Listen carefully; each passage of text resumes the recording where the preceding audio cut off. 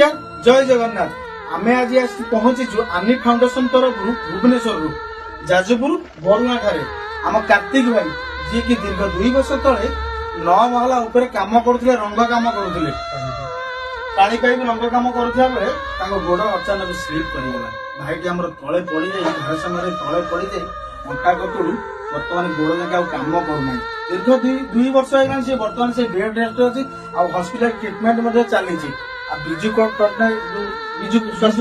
स्वास्थ्य कार्ड भी आमर से माने जी टंका थी 2 वर्ष जानते केते टका अच्छे सी भी सरीगला